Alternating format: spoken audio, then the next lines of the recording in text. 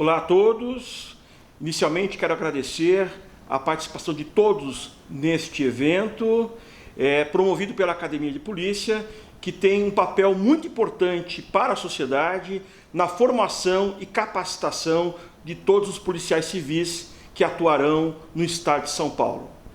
A Polícia Civil tem uma peculiaridade quanto à sua atuação. Além de conhecimentos de técnicas de investigação, de conhecimentos jurídicos, a academia também, de longa data, vem se preocupando com o emocional de cada um dos policiais.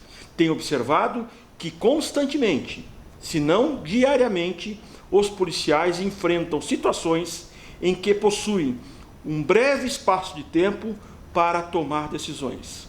Razão pela qual um emocional equilibrado permite a cada um dos policiais uma decisão com base na razão. A academia, ciente desta importância, desta situação sui generis de cada um dos policiais, convidou o professor Luiz Marins para falar conosco sobre a decisão com base na razão. Boa palestra a todos.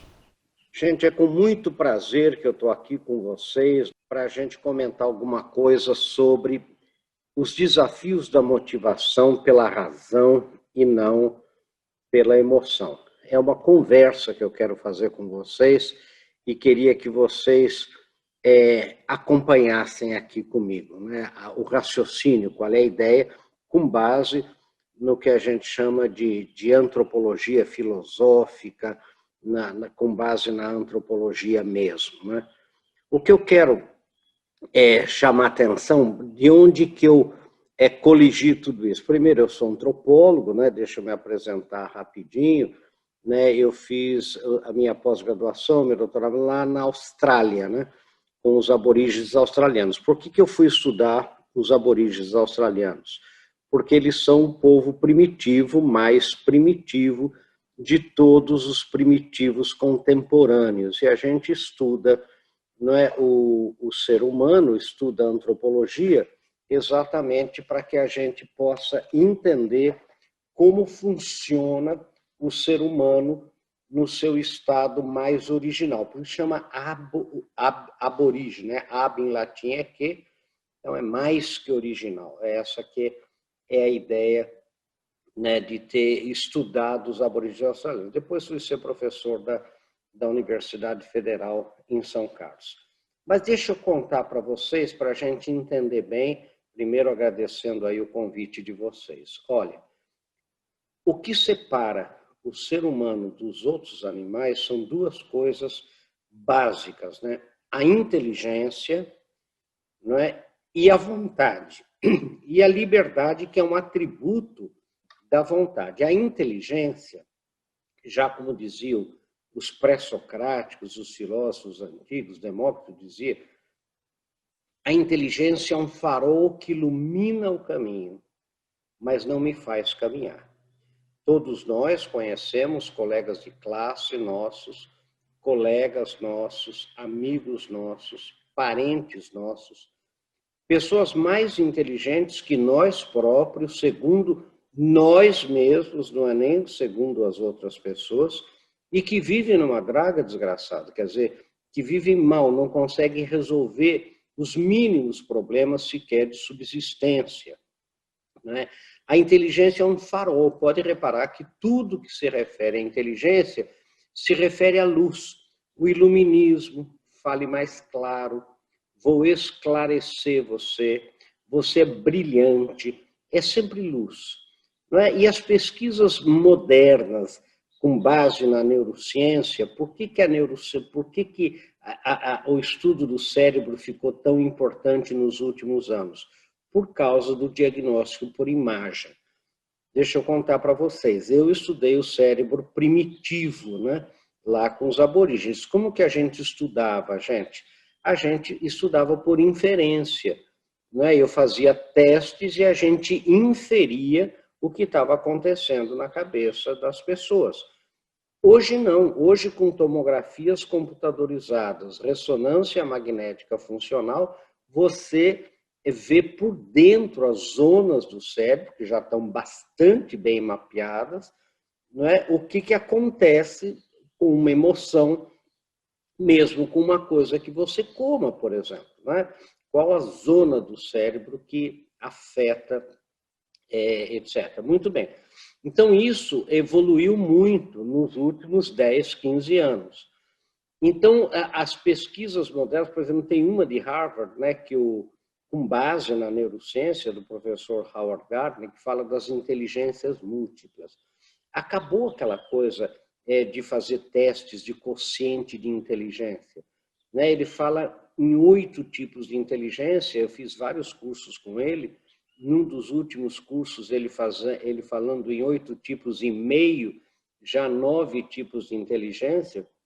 Vocês não conhecem gente que ao cantar parabéns a você é incapaz de bater palma no ritmo? O que essa pessoa é? Burra, ignorante? Não.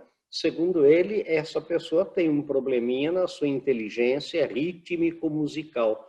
Não é? Vocês não conhecem gente que tem uma habilidade manual invejável, neurocirurgiões, artesãos, por exemplo, né? E que não conseguem, e vocês não conhecem gente que não consegue rosquear uma lâmpada E27, não acha a rosca de uma lâmpada, né? É o que ele chama de kinestesia, né? Tem gente que não tem habilidade manual nenhuma. Né? Você veja, tem pessoas que têm uma habilidade enorme para música, para ritmo, para línguas estrangeiras, por exemplo, né? Vocês não conhecem gente que vai em festa de amigo ou de amiga, né? Gente que conhece, fica no canto, olhando para baixo, não conversa com ninguém, vai embora cedo. E vocês não conhecem gente que vai em festa de gente que nunca viu e 5 minutos depois está no meio de 15 pessoas, né, contando piada, fazendo diabo, quer dizer, o que ele chama de inteligência social. Então, com 8 ou 9 tipos de inteligência, foi decretado o fim da burrice. Né? Quando falarem você é burro, se diga, meu tipo de inteligência é outro. Né? Num dos 8, a gente há de se encaixar. Né? Então a inteligência ficou resolvida, né? E outra coisa, ela só ilumina mesmo, ela me dá a capacidade de discernir, de distinguir, né? de fazer escolhas. Né? A segunda característica do ser humano, que é a mais importante, que é a vontade. Né? O ser humano é o único animal capaz de realizar o que a gente chama de atos volitivos livres.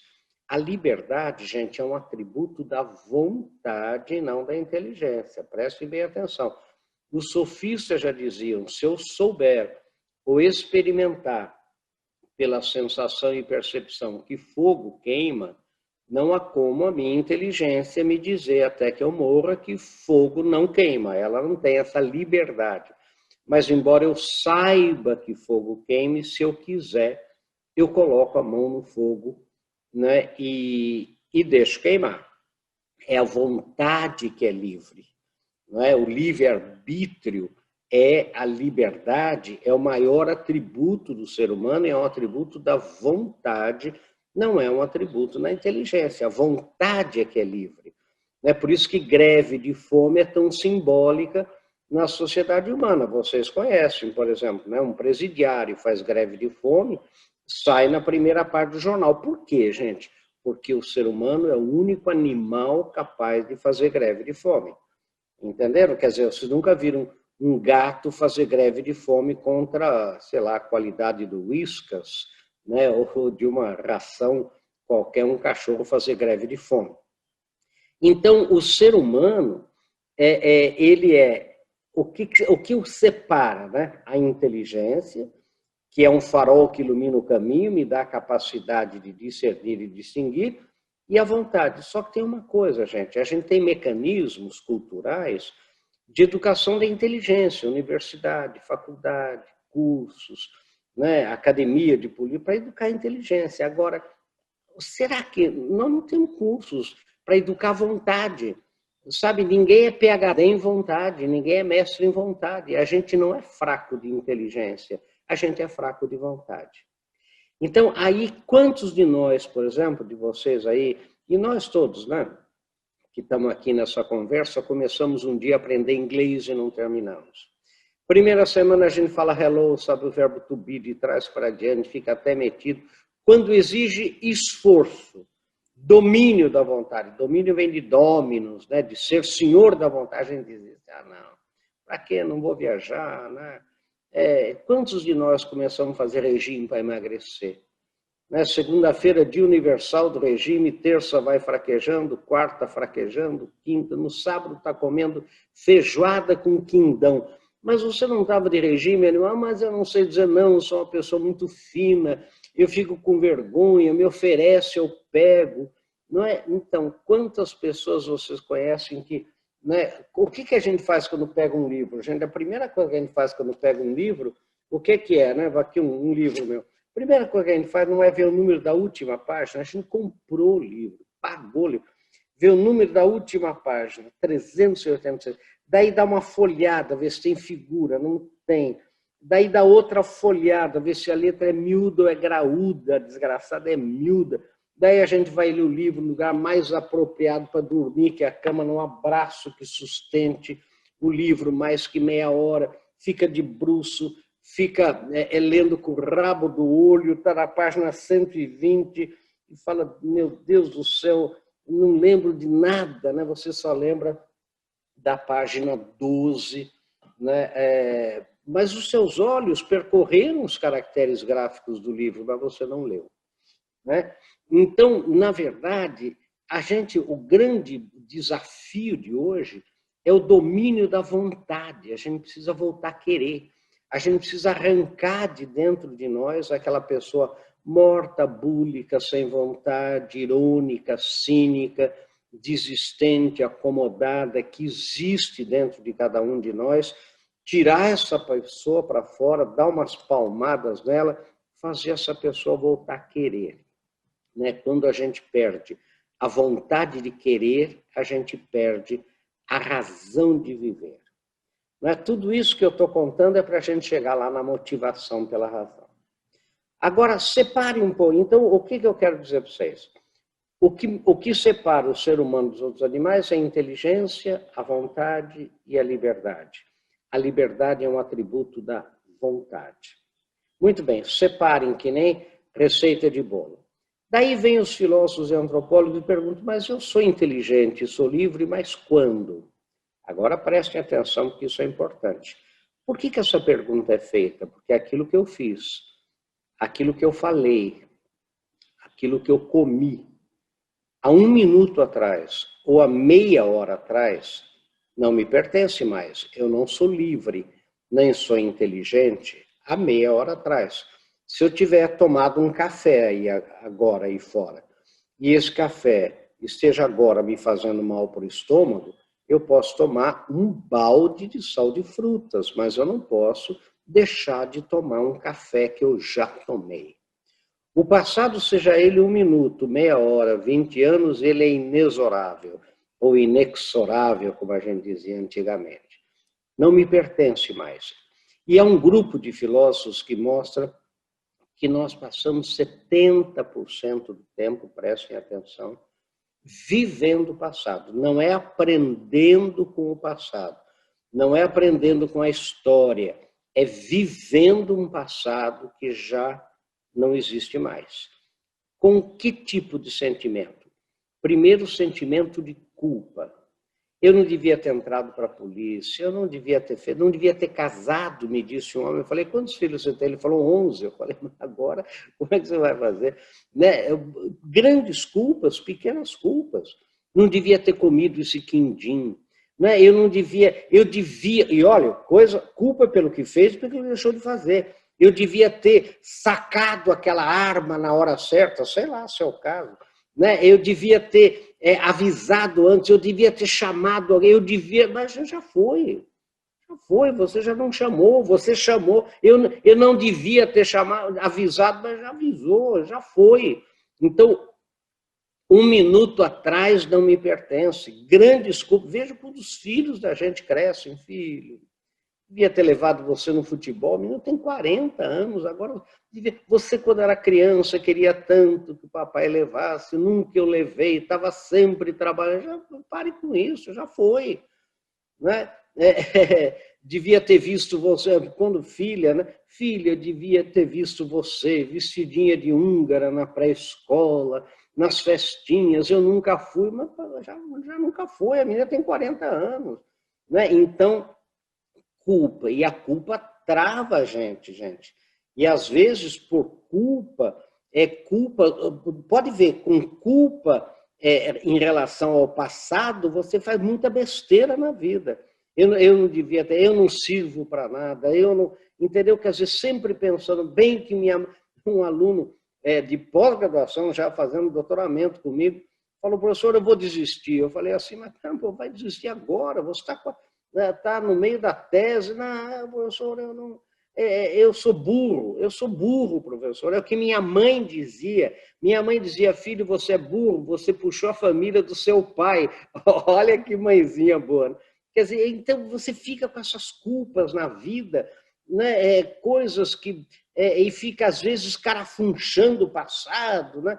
Cuidado com gente que... A psicologia positiva hoje vamos daqui para frente, né? O passado já foi, já acabou. Muito bem. Qual é o outro sentimento em relação ao passado?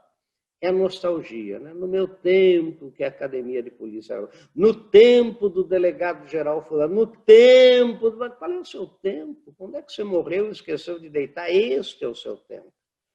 Então, 70% do tempo, a gente vive um passado que já acabou e eu não existo há um minuto atrás. Da mesma maneira, gente, eu não existo daqui a um minuto, daqui a meia hora.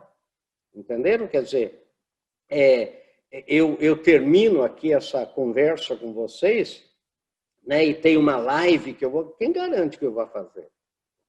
Olha em Mamonas Assassinas, Tancredo Neves, Ulisses Guimarães, lembra quem é mais velho? Lembra? Né, o Bussunda não foi cobrir aquela Copa e morreu? Gente, ninguém sabe o minuto seguinte. Não é? Então, eu não existo nem um minuto atrás, nem um minuto à frente. Então, entendam bem isso. Né?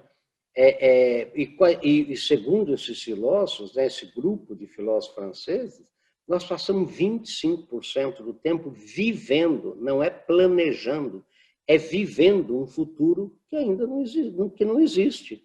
Né? Com que tipo de sentimento? Ansiedade. Não vou conseguir, não vai dar certo. Gente, aquela operação não vai dar certo. Sabe, aquilo lá vai dar problema. A gente vive ansioso. Pode reparar, e quando tudo está bem na vida da gente, quando as coisas começam a se encaixar, a gente fala, alguma desgraça vai acontecer, está bom demais para ser verdade, bate na madeira. Sei lá, gente, a ansiedade, a gente vive ansioso, não é verdade? E qual é o outro? É devaneio. Eu sou o melhor policial do estado de São Paulo, o que me falta é chance. Aí a pessoa acredita nisso. Né? Então, gente, pense um pouco comigo. Nós passamos 25% do tempo. Olha, se um minuto atrás não me pertence, se eu não existo, há um minuto atrás.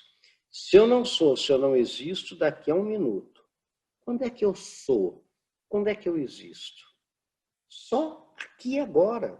No momento presente, toda a minha vida, gente. Eu tenho 31 livros, programa de televisão. Ela não tem sentido nenhum, a não ser estar aqui falando para vocês, que eu não conheço ninguém de vocês aí. Né? Toda a minha vida se resume, olha que bonito isso aqui, gente. Toda a minha vida se resume no momento presente. Sabe o que é resume? A palavra resume, em termos de etimologia, recomeça. Pode reparar, gente, quando vocês pegarem aí uma máquina inglesa, o que está escrito naquele botão que liga e desliga? Está escrito resume. O que é? Resume. Resumir significa recomeçar. A vida da gente recomeça a cada instante. A vida da gente recomeça. E nós passamos, vocês já fizeram a conta, só 5% do tempo vivendo, não é, o presente. Eu nunca estou aqui, gente.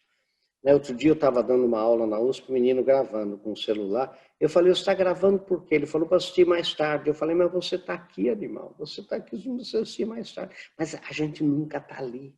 Eu estou falando com você, lembrando o recado que tenho que dar para o outro. Eu estou falando com o outro, lembrando se eu fiz ou se eu não fiz alguma coisa. Eu nunca estou no momento presente, eu nunca estou ali. E a gente está sempre... Por que a gente é tão infeliz? Porque a gente coloca a felicidade onde a gente não está, sempre. O dia que eu me aposentar, daí sim. O dia que eu for promovido para classe especial, daí sim. Sei lá, o dia que não sei o quê, daí sim. O dia que eu for transferir, daí sim. E hoje não existe. O dia que meus filhos crescerem, daí sim. Pode reparar. E a gente nunca está fazendo uma coisa para fazer aquela coisa. A gente está sempre fazendo uma coisa para fazer outra coisa. Eu estou aqui falando com vocês para depois fazer não sei o quê. Eu estou aqui para depois... A gente nunca está ali. A gente perdeu a capacidade de viver o momento presente. Em latim chama hic et nunc. Hic em latim é aqui, nunc é agora. É o único momento real da... Eu só sou, gente, eu só existo aqui agora. Entenderam? Toda a minha vida se resume em estar aqui.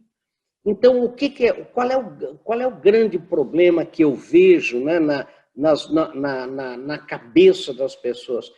É que a gente está sempre ou com culpa, ou com ansiedade, ou com nostalgia, ou com devaneio. Enfim, a gente sabe...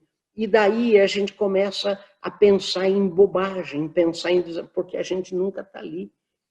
Daí eu começo a pensar, olha que desgraça de vida que eu tinha, e a gente começa a acreditar nessas mentiras. De repente, gente, eu começo vamos dizer assim, a estimular na minha mente uma ideia assim, eu estou no pior país do mundo, no pior estado do mundo, com a pior profissão do mundo, ganhando o pior salário do mundo, nas piores condições de trabalho do mundo, eu tenho a pior família do mundo, a pior mulher, o pior marido. Gente, e a gente acredita nessa mentira. Sabe, a gente começa a acreditar que a gente é infeliz. E a gente vai alimentando e vai escalando isso de maneira infeliz. Por quê? Porque a gente não domina a vontade no momento presente. Agora, prestem atenção, então. Então, primeiro conceito. Vamos lá. Eu sou inteligente e livre pela vontade. Segundo conceito, eu só sou livre, só sou inteligente, eu só existo aqui e agora. Separem os dois conceitos lá. Daí vem, e para que serve a inteligência? A inteligência serve, como eu disse, para eu discernir e distinguir, para eu fazer opções, para eu escolher o que seja essencial, importante e acidental. A inteligência, ela é classificatória. Então, em tudo na vida eu posso classificar assim. O que essencial, gente, é aquilo que eu devo fazer imediatamente já. É aquilo que mais me leva em direção aos meus objetivos na vida, naquele momento presente. Eu devo fazer imediatamente já. Importante é aquilo que eu devo fazer, mas só depois que eu tiver feito o que eu havia antes considerado como essencial.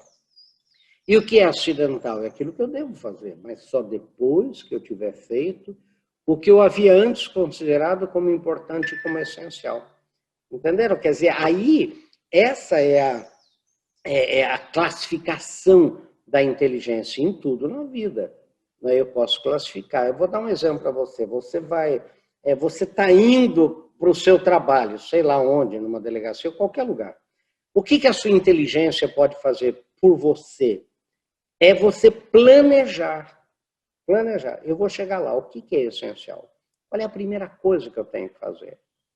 Não é? E você faz aquilo. Depois que você fez, você já fala assim, o que é importante? É o que você vai fazer depois de ter feito o que era essencial. Não é? E o que é acidental? Depois eu vou fazer tal coisa. Então, a hora que você fez o que era essencial, prestem atenção no truque filosófico. aquele essencial desapareceu, porque você fez. E o que era importante torna-se essencial. Você fez o que era importante, né, que agora se tornou essencial, aquilo que era acidental foi para importante, foi para essencial. Então, o que é viver na essencialidade? Deixa eu contar para vocês. A única pergunta que o ser humano, para a sua inteligência, tem que fazer para si mesmo é assim: o que é essencial agora? Por exemplo, a gente terminou um dia lá, um dia cansativo de policial, um dia, você vai chegar em casa.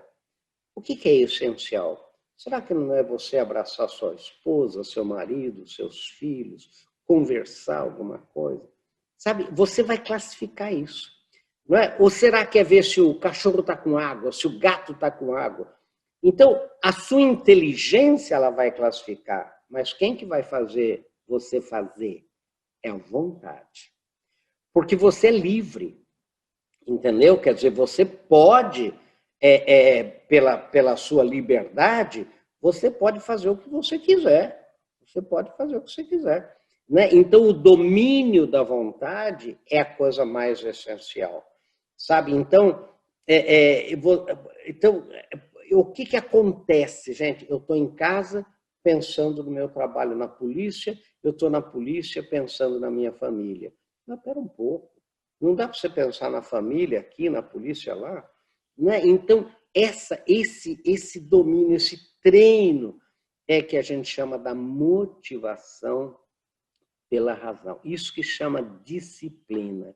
Todo mundo fala para mim, professor, o que é disciplina? Meus alunos falaram. O exemplo que eu dou é assim: se eu quero ir de São Paulo a Curitiba pela estrada, não é? Eu tenho que pegar a Regis Bittencourt, a rodovia da morte, a rodovia com o maior número de acidentes no Brasil, uma das maiores.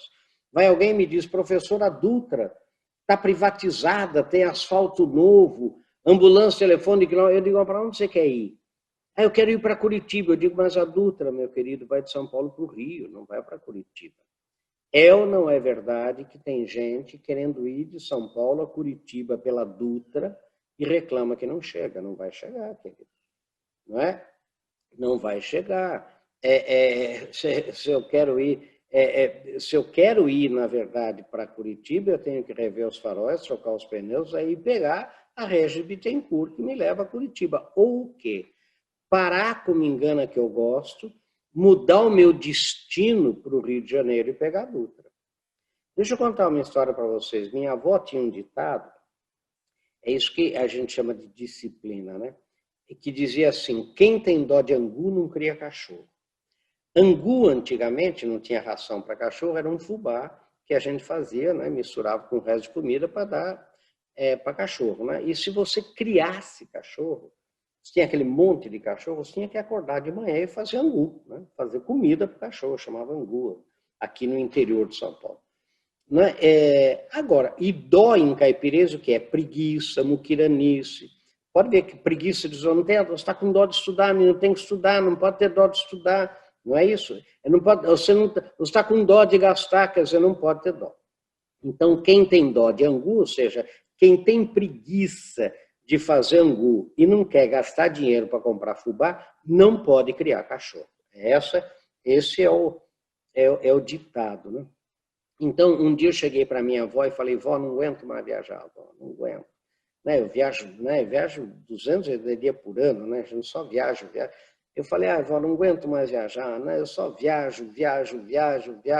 Ela, na maior, falou para mim, não viajo, fique aqui comigo, venha morar comigo, né? Eu não viajo, fique aqui comigo. Eu falei, vó, a senhora não entende mesmo, né? Eu sou obrigado a viajar, eu só viajo. Ela falou, então viaje, já que você viaja, viaje. Né? Eu falei, vó, é isso que eu estou falando. Não aguento mais viajar, vó. Ela falou, mas venha morar comigo, eu não viajo, ficamos nós dois aqui, né? Eu falei, vó, deixa, a senhora não entende mesmo. Ela falou, eu entendo sim, você quer que eu tenha dó de você. Ai, coitadinho, como ele viaja. Né? E ela falou, largue mão de ser idiota, menino, quem tem dó de angu, não cria cachorro. Sabe, daí eu lembrei da minha avó na USP, na sala dos professores. Os professores falando, esse salário maldito de professor, essa vida de professor sem prestígio no Brasil, a FAPESP que não libera o dinheiro, o CNPq que não vai, eu falei, dá licença, alguém de nós aqui foi condenado a ser professor da universidade, é uma pena que a gente tenha que cumprir, saiam. O que é isso, professor? Saía com esse desemprego todo, a gente só sabe dar aula, eu falei, fiquem. Mas ficar com esse salário, eu falei, saiam. Gente, vocês já repararam que o maior desejo da gente é que as pessoas tenham pena da gente, sabe? É o maior desejo da gente. O senhor não sabe o que é ser um policial civil? Eu falei, saia. Mas vou sair e fazer o quê? Já tenho tantos, então fique. Mas, gente, tem que pôr a cabeça no lugar. Tem que ter um motivo pela razão. Então, o que é viver com sabedoria? Sou eu usar toda a minha inteligência e toda a minha vontade, dirigir toda a minha inteligência e toda a minha vontade para aquilo que eu defina como essencial no momento presente. Isso que é viver. Então, na verdade, não tem... o que eu tenho é que prestar, é viver o momento presente. Agora, prestem atenção, viver não é fazer. Isso se chama em filosofia de ativismo, né? Eu faço, eu mato um leão por dia, eu corro, mas a pergunta é, será que o que você está fazendo é o que você deveria estar fazendo? Será que você não é uma pessoa muito ativa, mas pouco produtiva? Né? E então, o que nós temos que fazer? Então, o que eu noto, gente?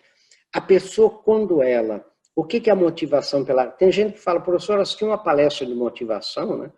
Fiquei uma semana motivado, eu estava pior do que eu estava antes. Eu falei, você não ficou motivado, você ficou emocionado. Né? Motivação é o que sobra depois de passada a emoção. Motivação são os motivos, as razões de ordem lógica, racional, cartesiana, motivos pelos quais eu faço as opções que eu faço na vida.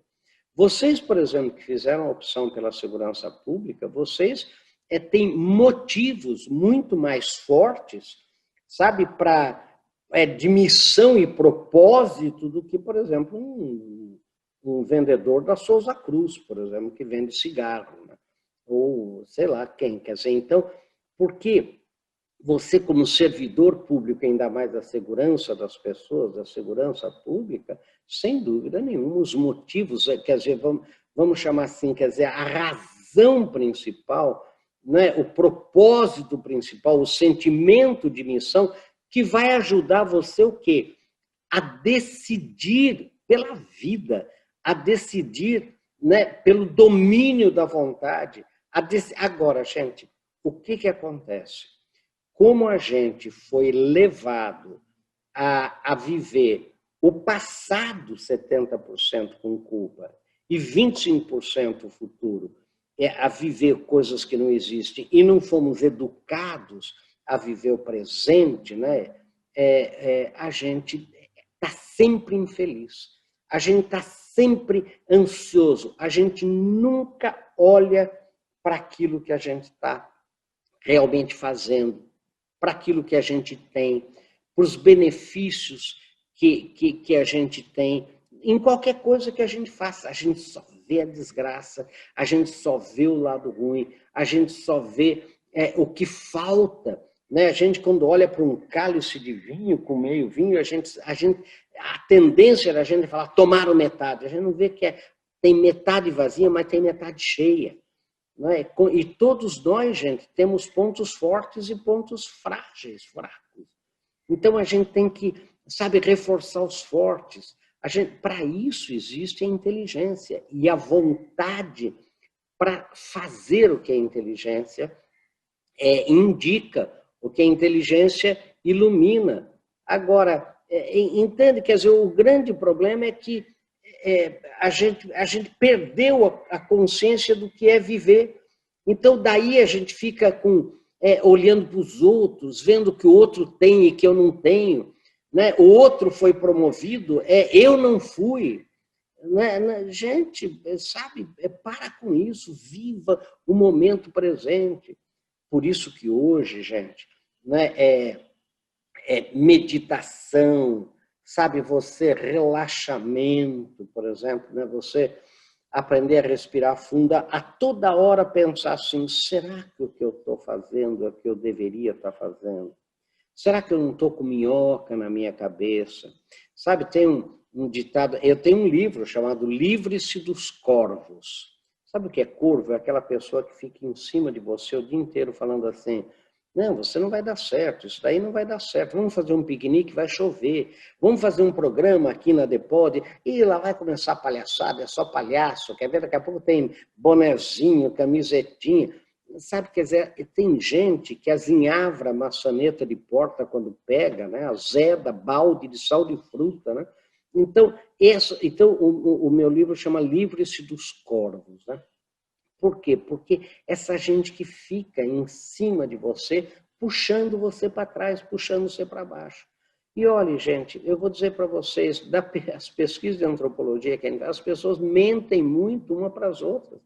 Não, de repente você vai lá, o seu cunhado, não sei lá, no almoço de domingo, porque ganhei tanto esse mês, será que ganhou mesmo? Não, porque agora eu vou para não sei, será que vai mesmo? Sabe, então, gente, muito cuidado, a gente tem que centrar a vida da gente na gente, sabe, prestar atenção, sabe, nos benefícios da família da gente, sabe, e olha, gente, essa coisa de a gente se achar demasiadamente infeliz, de a gente se achar, né, eu estou vendo, por exemplo, né, a juventude perdeu o sentimento de missão e propósito. Por quê? Porque está sempre numa vida irreal. Eu tenho um livro, eu tenho 31 livros, né? Tem um livro que é Tudo que é Fácil Já Foi Feito. Há uma ilusão na juventude de que a vida é fácil, de que tudo se consegue. Por quê? Filhos únicos, sabe, super protegidos, nunca aprenderam a negociar nada. Quer dizer, a hora do primeiro embate na vida, né, um fato brutal na vida da gente, a pessoa não tem resiliência. Sabe, a pessoa desiste, joga a toalha. Sabe, a pessoa é fraca.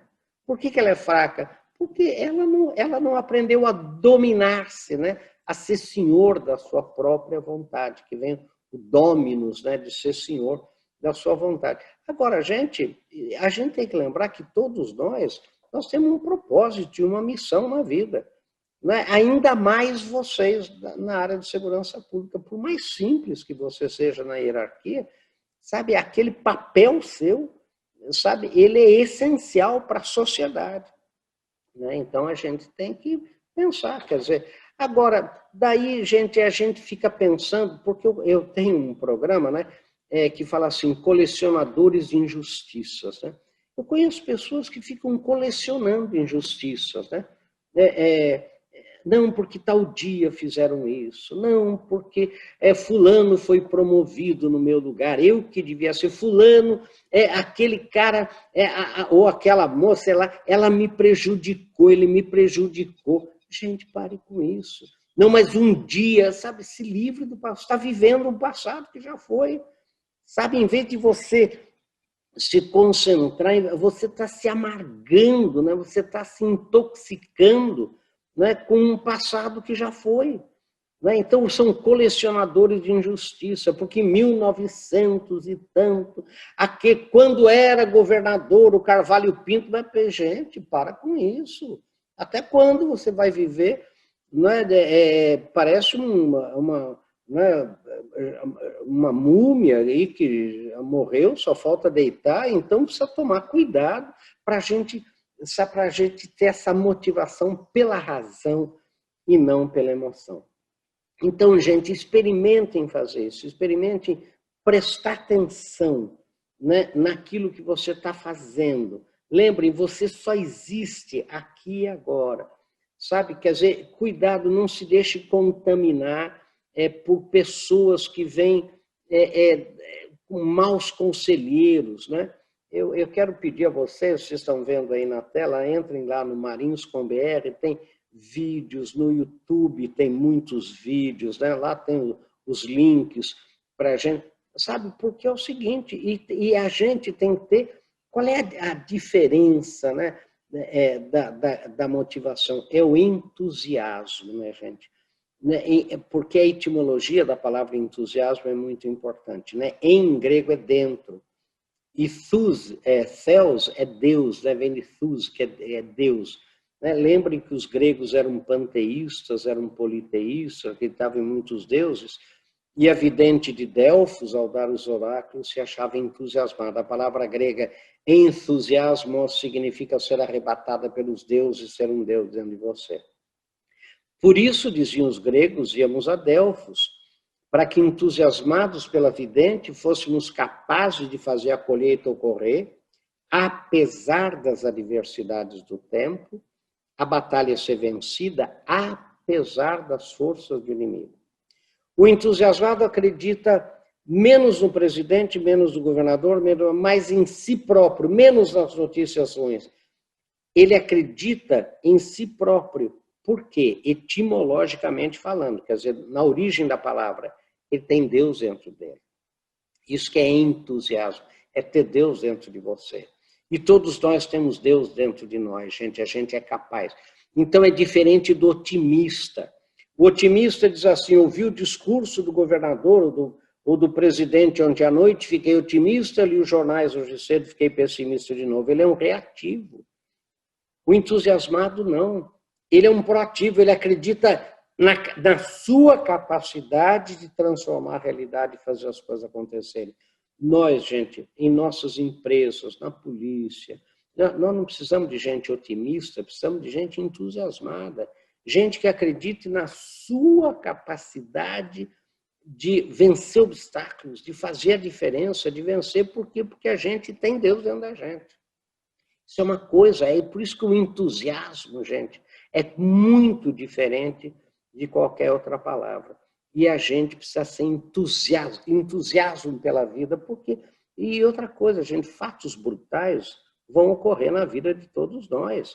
Vejam aí essa pandemia, vejam tudo que está acontecendo aí, né? Vejam a confusão que está, né? Até a Organização Mundial da Saúde e tudo. Quer dizer, agora, fatos brutais, a gente... sabe, perder um ente querido, essas coisas acontecem e a gente tem que aprender a enfrentar os fatos brutais com entusiasmo. Churchill, gente, ele dizia que sucesso é você passar de um fracasso para outro sem perder o entusiasmo. Né? Olha que definição bonita. Então, gente, pense nisso, né? Eu queria terminar contando uma historinha aqui para vocês, para não encher muito vocês, já falei demais. Né? Havia uma tribo que morava nas profundezas da caverna, depois da última glaciação, né, de Würm, de Wisconsin, mais ou menos há 13 mil anos atrás, 12 mil anos atrás, as calotas de gelo se derreteram, os oceanos subiram, os continentes se formaram e veio uma era de cavernas. Né? As pessoas ficaram presas. Vocês se lembram daquele grupo de um time da Tailândia, lembra que ficou preso lá? Hoje é mais fácil explicar isso para aluno por causa daquele time que ficou preso. A água subiu e eles ficaram presos na caverna lá. Né? Até que, numa dessas tribos, um grupo de jovens de uma dessas tribos, daquelas cavernas imensas, Dordogne e Altamira, inconformados com aquela escuridão, com aquela ausência de perspectiva, com aquela umidade, né, resolveu preparar o seu fardel, sua mochila, sua comida e viajar pelo interior daquela caverna imensa. Né? E depois de uma semana de viagem, gente, passando por lugares estreitos, rios profundos, penhascos, desfiladeiros, brigando com animais bravios, passando por toda sorte de adversidades ainda no fundo da caverna, eles viram um ponto luminoso, foram em direção a esse ponto e descobriram o que nós chamaríamos hoje de boca da caverna, de saída da caverna. E quando eles chegaram lá, eles ficaram entusiasmados, boquiabertos, estupefatos, ao verem aquelas coisas todas das quais nunca haviam ouvido falar. A luz, o calor, o sol, os pássaros, os animais, o verde, o azul. Eles ficaram tão entusiasmados que resolveram voltar para o fundo da caverna, eles haviam marcado o caminho com pedras, voltar para o fundo da caverna para contar aos outros o que eles haviam descoberto. Gente, outra semana de viagem. passando pelos mesmos percalços, rios profundos, penhascos, desfiladeiros. Chegaram lá embaixo. Reuniram homens, mulheres e crianças ali e falaram: olha, gente, se nós formos por aqui, será uma semana de viagem, muitos de nós poderemos nem conseguir chegar, porque nós vamos ter que passar por lugares estreitos, rios profundos, penhascos, mas vale a pena o que tem lá.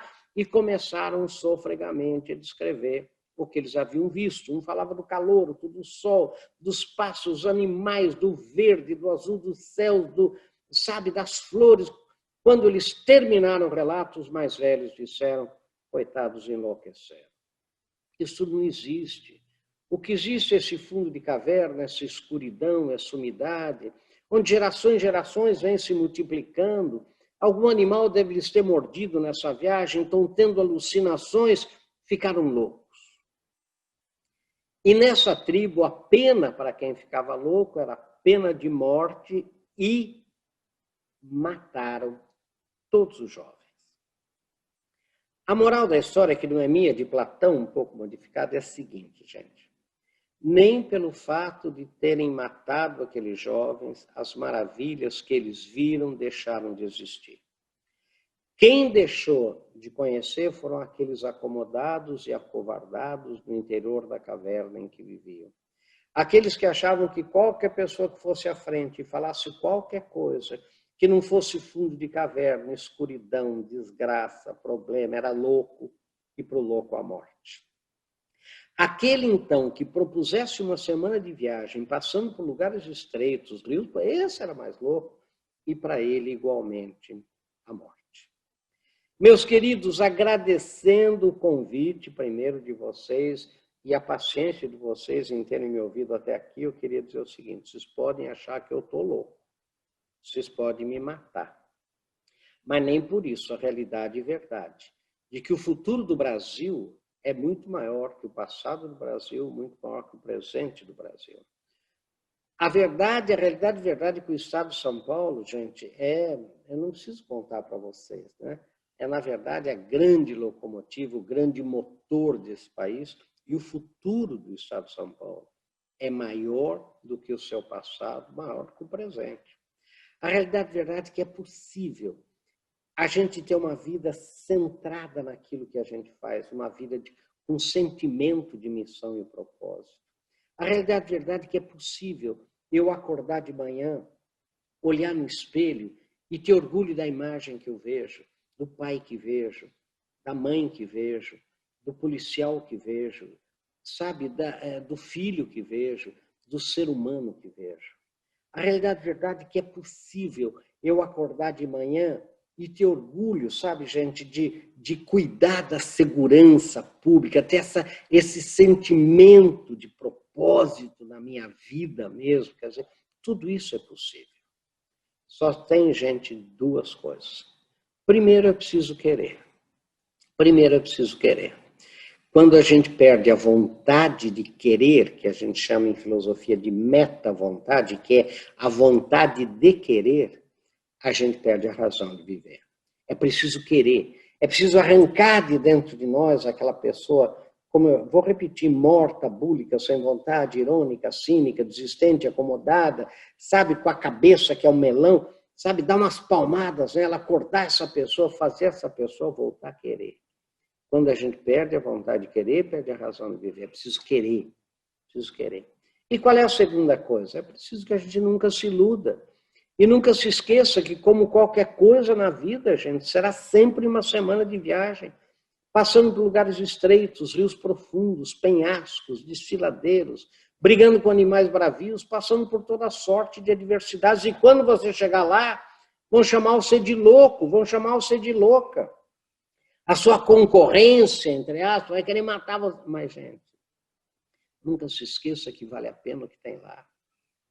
E se vale a pena o que tem lá, vale a pena o quê? Primeiro, vale a pena querer. E segundo, vale a pena viajar. E viajar em sentido filosófico não é o que eu faço, pegar a estrada, avião, não. Viajar é sair de você, é servir o outro. Então, gente, é preciso viajar sozinho, é muito chato. Viaje junto, vocês policiais na academia, viajem juntos. Sabe, um ensinando o outro, aprendendo com o outro. sabe, e empreendam essa viagem, né? Porque a viagem em direção a quem? Em direção à missão, em direção ao propósito, em direção a servir o outro, né? Em servir a comunidade, sabe, com grande sentimento, com motivos, com a motivação pela razão. Então, a única coisa que um velho professor pode desejar para vocês é isso, gente. Queiram muito essa viagem, né? E boa viagem, porque, olha, gente, vale a pena o que tem lá. Queridos, pense nisso, sucesso, né? Até um próximo encontro nosso, se Deus quiser. Valeu, gente. Um abraço.